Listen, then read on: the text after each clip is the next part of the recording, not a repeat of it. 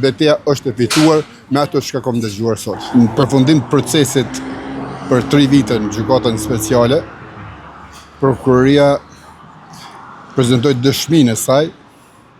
në ditën e parë me akuzat, pretendimet, deklaratat dhe të gjitha ato që kishte mbledhur nga shërbimi serb dhe njerëz të cilët të paktën në trupin e vet, në qenien e vet nuk kishin gjak shqiptare. Kërkesa që drejtuesit politik, ushtarak, shtabit përgjithshëm të ushtrisë qendrore të Kosovës të dënohen me 45 vite burg secili, për mua ishte një gjë e tmerrshme, me vetë gojen e deklaratën e prokurorit, kur tha që shtabi i përgjithshëm i ushtrisë qendrore të Kosovës është kriminal. Të thush që ushtria qendrore e Kosovës është kriminale, e cila ka luftuar për të drejtën, çlirimin dhe lirinë e Kosovës,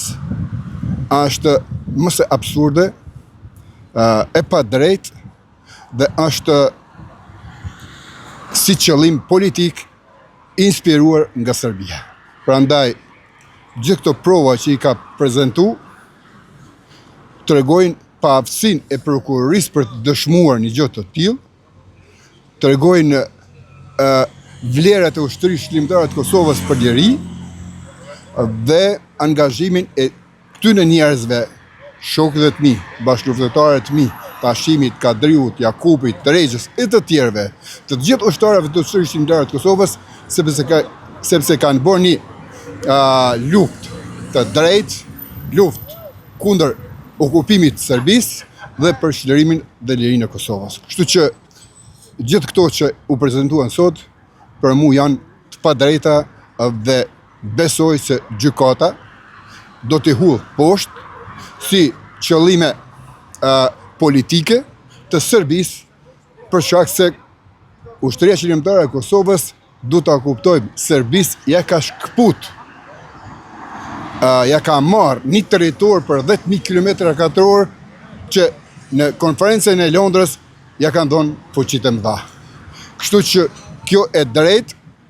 e luftës sonë është çlirimi i Kosovës. Prandaj shqiptarët duhet të dihen mirë sepse këta janë herojtë Kosovës. Shpresoj që mbrojtja do ta jep maksimumin,